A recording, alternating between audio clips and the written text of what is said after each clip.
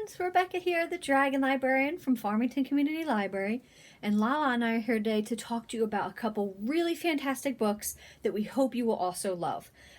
Like I said before, we're going to be still talking about some animal books because we're right smack dab in the middle of summer reading.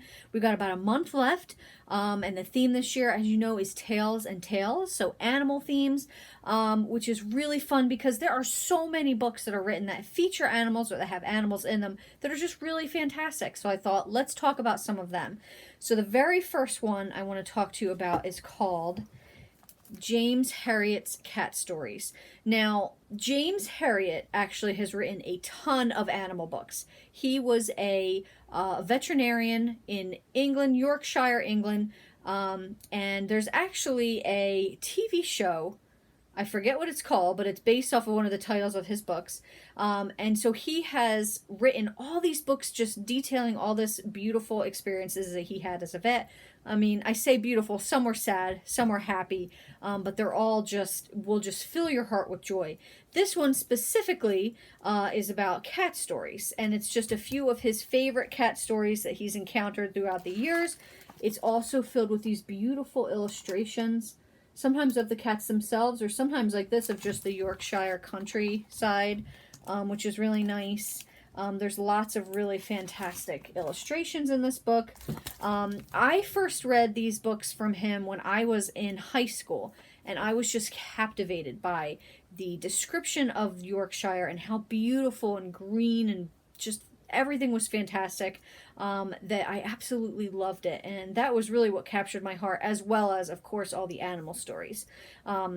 He has a specific certain fondness for cats, and which he talks about in here as well. So he's got, in this book, it's just a very short, quick read. I finished it when I was rereading it this past week in about an hour or two, and it's just really just sweet stories. They're all really good, heartwarming stories, which I highly recommend. So if you love cats, check it out. If you don't love cats, that's fine. He's got the same book but with dog stories, and so anything that you like, and like most of his other books feature a lot of the same stories, but then also like with cows and horses and a lot of the stuff that he does. They're all fantastic. He has just a beautiful voice. If you love animals, this is the person you want to read. Really, anything by him, and particularly the cat stories is one of my favorites. The next book is kind of a little bit about a cheat. It is a little bit cheating because it's not technically about animals, but there is an animal in the beginning, and this is how the story starts. And this book is called The Curious Case of the Dog in the Nighttime, and it is by Mark Haddon.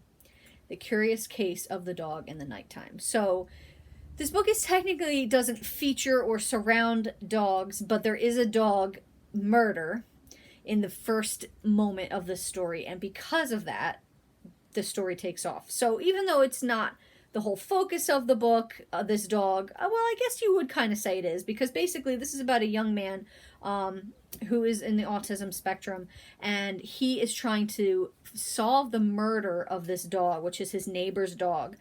So he is trying to figure out what happened, and just reading from his point of view is absolutely fantastic because you really just put you in his head. It really puts you into the way he thinks about the world and the way he does his daily routine, how he goes about every day, and it's just fantastic. Such a great, heartwarming story. Not technically about an animal, but the story kind of is about it. So it surrounds an animal and a dog's death. So sure, we're going to count this. I absolutely love this book. I first heard of it when they were doing that TV show a couple summers ago about on PBS about 100 best books of all time or something like that. And this was one of them, and I had never heard of it before. And I'm really glad I checked it out because it's fantastic. A great story. It's heartwarming. It's fun. It's funny. That's the other thing, is it's absolutely hilarious. So this is just a really great story. Also not really long.